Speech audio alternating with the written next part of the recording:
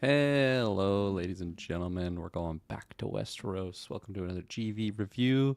I'm one of the seven, Kirkland Patzer, and I'm joined by. I am a true knight, Taylor Field.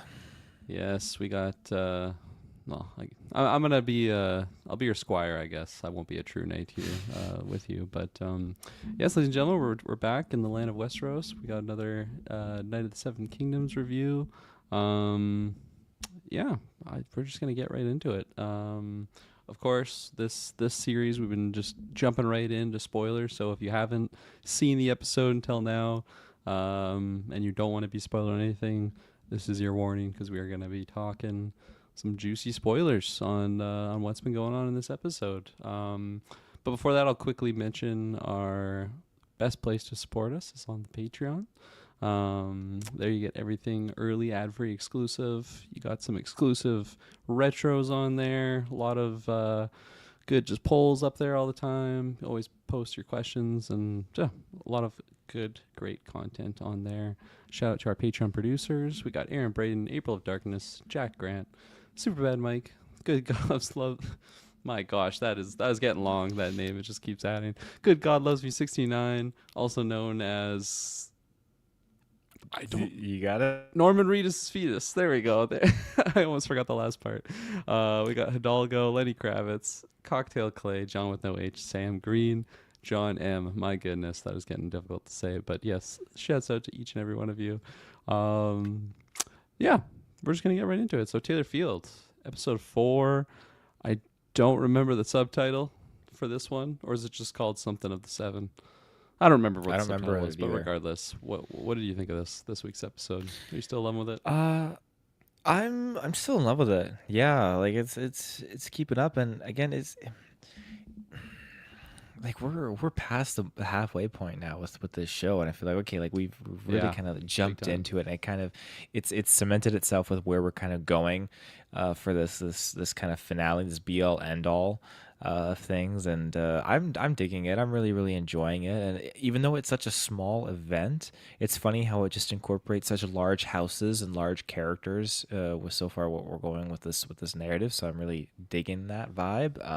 But as for the episode, it was good. I don't feel like it was a letdown at all. We got to see like the fallout with Egg and his relationship with Dunk from the big reveal for him last week's episode. So that was good. But yeah, everything that kind of happened here, it's just you feel bad for Dunk at times too. But I feel like it ended on a nice, just like you get some Game of Thrones in there, the theme, and you just get Yeah, this the nice theme up hit. and comings for his character that I really am happy with. But no, I think all in all it was good because Baelor Targaryen, I like how he got to just kind of display a little bit more, even though like you hit you hit a king or you hit a prince of the realm. Even if I wanted to do that, you're just a hedge knight. Hedge knight's just kind of just an insult kind of thrown around in here. But we'll talk more Yeah, about that after. I like the episode.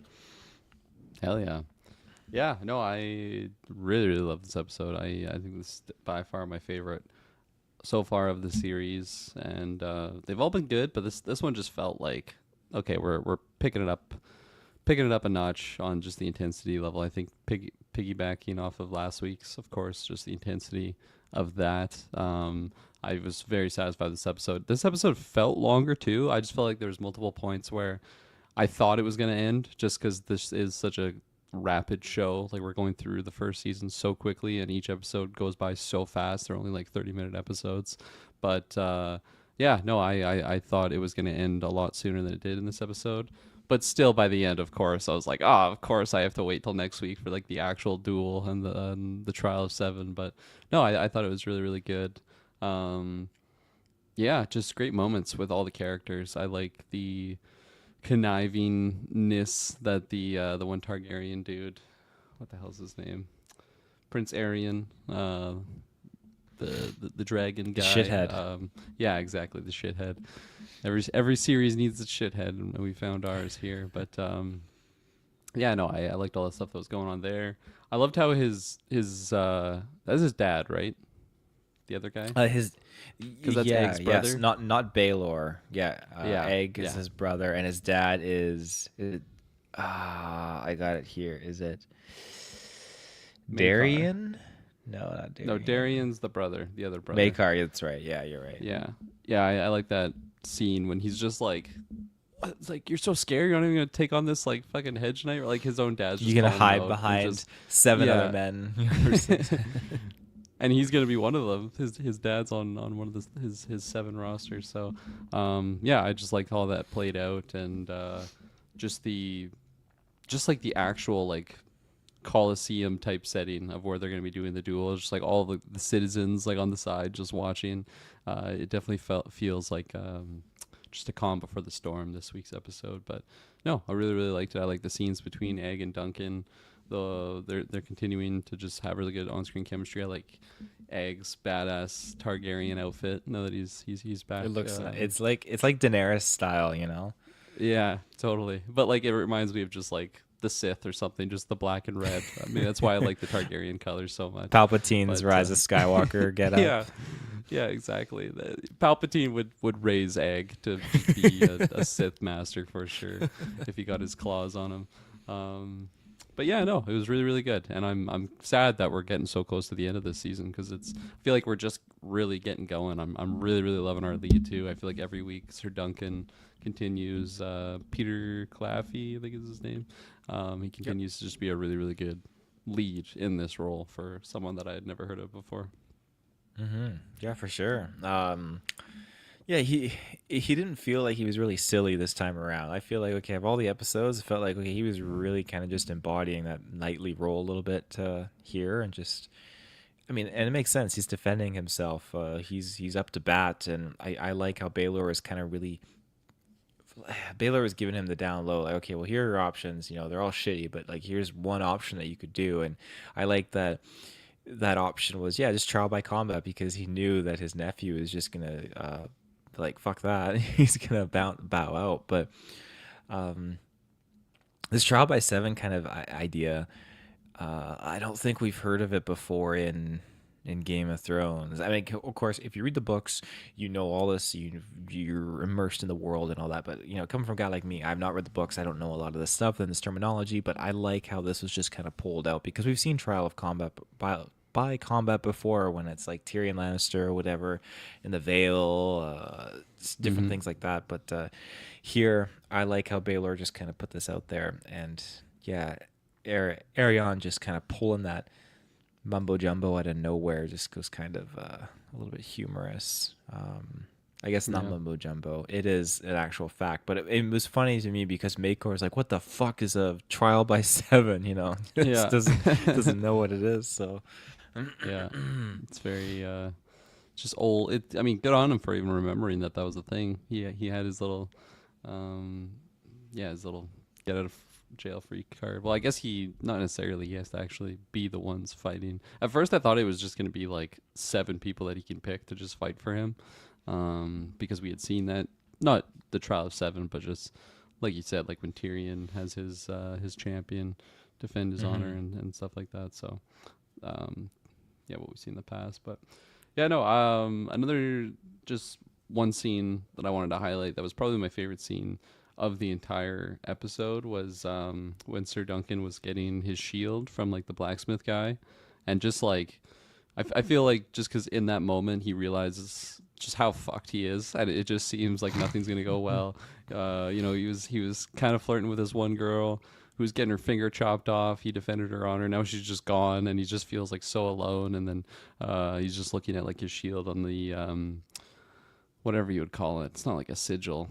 I guess it kind of is a sigil, like his yeah, whatever it is that lady painted for him, and he's just feeling really down. And the guy, yeah, just having a little heart to heart with him. It was a nice wholesome scene, and just charged him a single copper piece for his work, so that was nice. And yeah, no, it was just really cool. And then the next scene after that was him like standing like at that place with his shield, ready to kick some ass, hopefully. But yeah, no, I really really liked it.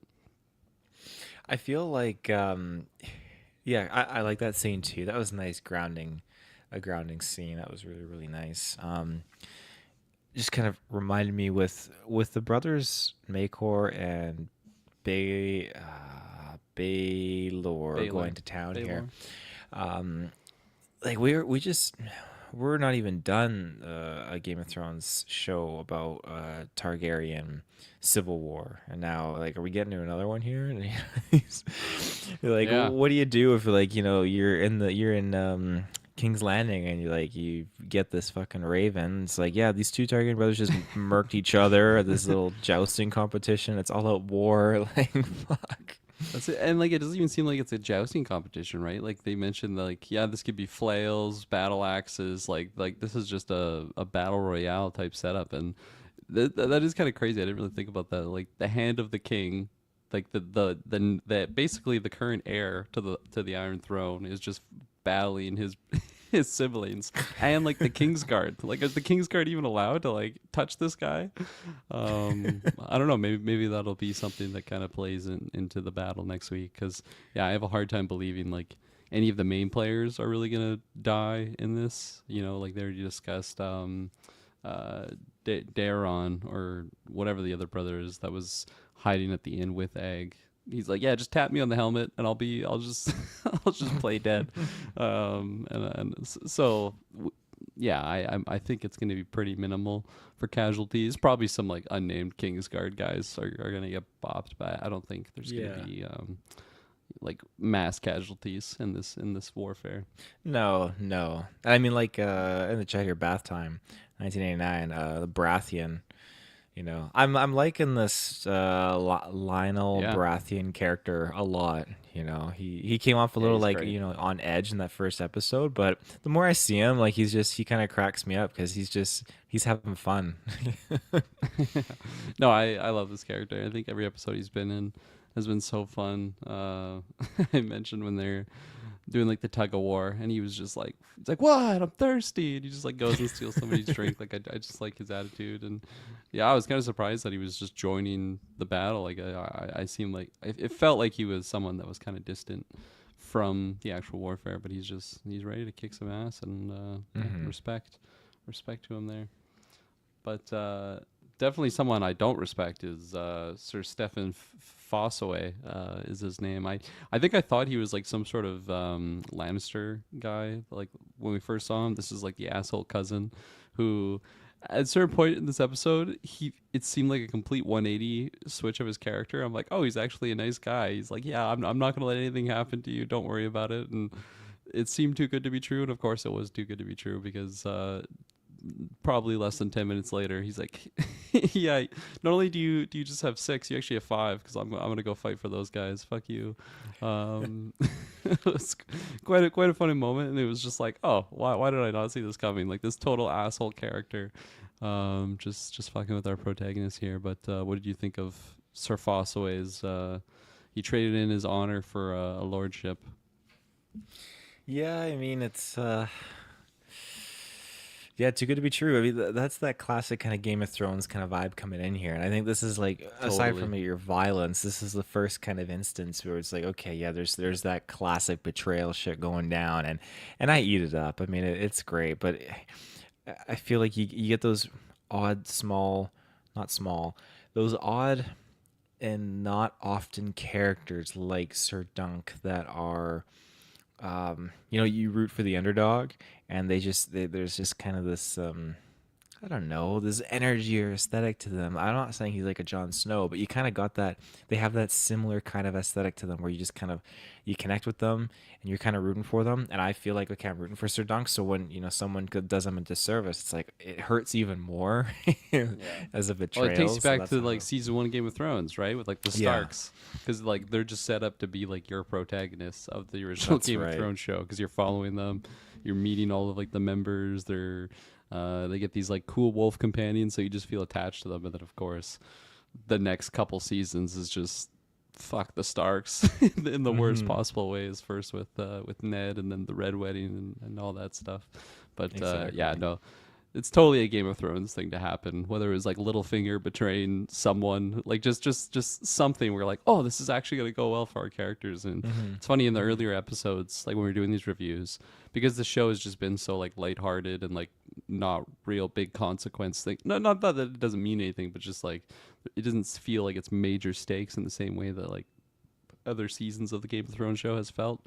And then something like this happens, or even just last week. Last week was pretty intense, also.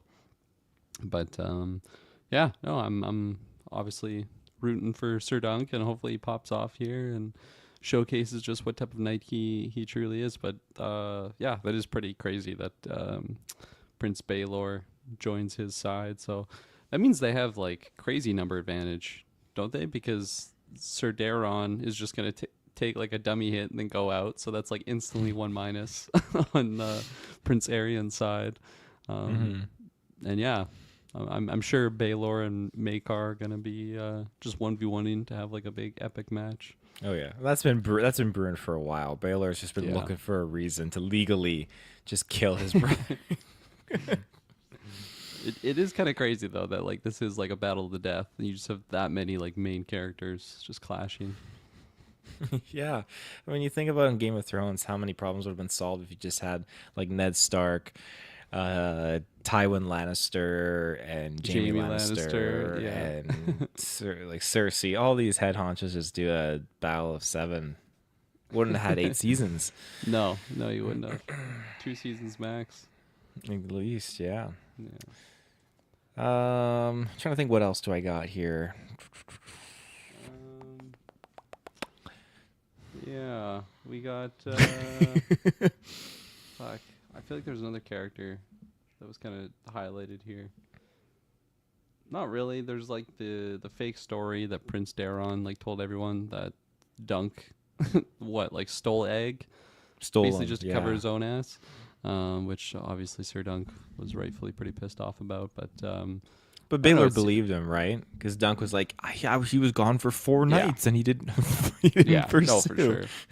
Prince Baelor isn't an idiot, and I think there's like that's why he's kind of been on Sir Dunk's side for most of the season, right? Like he's like the one person that remembered Sir Arlen of Pennytree, and just all the other things that he's done for him. And yeah, no, I'm definitely liking that character, but I'm curious what type of role Prince Daron is gonna have. Like if he's just gonna be an absolutely nothing character going forward, or because he's I don't know, like just more scenes with Egg. Like I don't know. I was interested in kind of what was going on between him and Sir Right. Dunk and just all that. Or I feel like, God, what if he just gets murked? Like they're fighting and he's like, yeah, okay, just bonk me on the head. And the guy just slices his head clean off or something like that. yeah, Like I Oh, could see them probably. like subverting expectations. yeah. I would definitely laugh at that moment. I feel like the show has had some really good moments like that are just humorous. Like when Sir Dunk does his like little Aragorn rally speech, and he's like, "Is there any knights out there?" And then the one guy stands up, and I'm like, "Holy fuck, this is gonna be it! Everyone's gonna be just joining him." And he just rips ass, and just laughs in his face. It's like, man, nothing's going right for Sir Duncan. He's crying his heart out there, and he's just having the worst day of his life. Are you helping Sir Dunk or are you ripping a fart out in the bleachers? I probably aren't doing any of those things, but I don't know. It's tough to say. I don't know what my role in society would be in the Westeros era. I don't know if I'd be a knight or It's not many some- good roles, not gonna lie. yeah. It's- There's really not. I feel like you want to be like a blacksmith or something. You know, I feel like they're always useful. Nobody really just murders them outright because they're useful.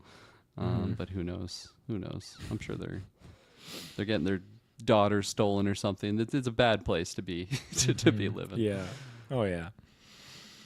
Um, Bath time in the chat here. Do you know the full story of Dunk and Egg? And if you don't, was the reveal that much of a surprise? And what do you make to the dreams that have been mentioned? I mean, we kind of knew the setup between them, and I think the shaved head situation kind of made me feel more implied. Like, okay, yeah, he's probably a Targaryen. I did not know the story yeah. in advance going in, but it didn't. Recalling the whole Night's Watch Master Aemon conversation with Jon Snow about Brother Egg, that kind of connected the dots for me too. But Yeah. yeah, what did you think of that? Yeah, it felt like it was like the worst kept secret.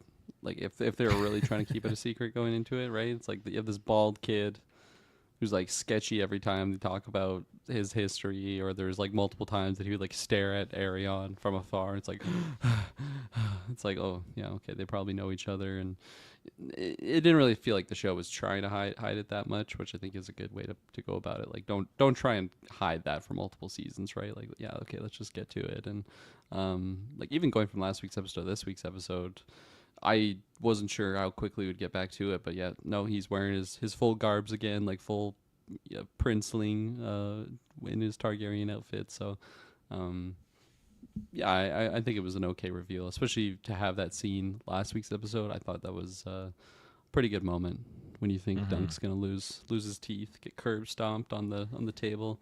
Oh man, when they're setting him up, I knew it was gonna happen, but still, it's like, oh, this is again just a horrible place to be living. Oh yeah, yeah, not good at all. Ugh. And what do you make of the dreams that have been mentioned so far? About like a kingly dream, right? Like last week's episode when they talked to the fortune teller. Or am I? Yeah. Well, I took it like you're gonna like burn in fire or whatever that person said, and then Egg was like, "Why would you say Yeah. that?" Maybe was there something else that I missed? Another dream? I think that's it. Like about Egg, right? Specifically. I thought it was about. Well, yeah, I guess so. Just yeah. Okay. Yeah, he's saying there were two. There were two. Yeah, Um, that's why I'm getting confused. Yeah, I mean, I don't really know anything about that, so that's yeah, okay, there you go. Was a dream. Yeah, I don't really have too many ideas of what that could be. I imagine there's something cooking with those two, but yeah, I haven't really thought too much about it. Yeah, I don't know if it's anything that we're really well. If it gets paid off in this show, I don't know because I'm pretty sure there's no season 2 for Night of the Seven Kingdoms. Correct? I don't think they can. Well, maybe they confirmed a second season, Not sure. but it's not going to be anything that's going to be dealt with in this in here. If it's like a foreshadow or anything like that, like the fortune teller was, the one you'll burn in fire. And the dream was you'll be crushed under the wings of a massive dragon. So I mean, the dragon could be context for a statue of a right. dragon because there's no dragons at this period of time. So at Yeah, least three seasons confirmed, maybe. when they were talking about that dragon from the dream, I also thought it could be talking about Arion because that's kind of like their antagonist right now for the show, right? And he kind of sees himself as the dragon, but I don't know. Maybe there's going to be an actual dragon. Not sure. Mm-hmm. Sweet. Cool. Yeah. What did you think of his That's speech it. overall, though? I guess I didn't ask you. Oh. Would you be joining him? I mean, do I have sword capabilities, or am I just shit out of luck? That's up to you. If I you can did, would you? fight, Yeah. if I could fight, if I was I was a capable fighter, I feel like that would move me. I feel like I'd be moved by that speech, and I'd stand up. I would wait though. I would time it well. Like I would have to time it because I'd want to be the seventh member to join the team. So yeah, and I'd want I want wanna the be Game of the Thrones score to kick in for me.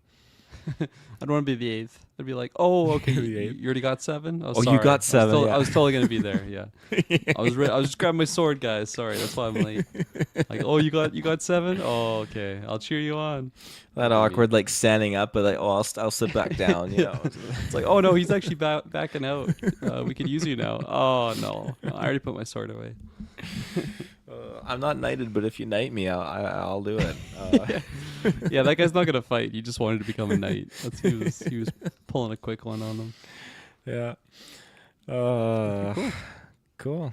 Well, Well, I guess with that- we'll be back. Yeah, exactly. We'll be back next week to talk about episode 5. What is it? Just 2 more episodes? 6 episodes total? Mm-hmm. That's crazy, eh? Mm-hmm. Yeah. All right. And they're back to normal, right? Because I mean, this is just a Super Bowl scenario, This is right? just a Super Bowl thing, yeah. So it'll be next Sunday. But yeah, thanks Juicy. for everyone. Bath time. Thanks for stopping by, and maybe we'll see you next week. Okay, bye-bye.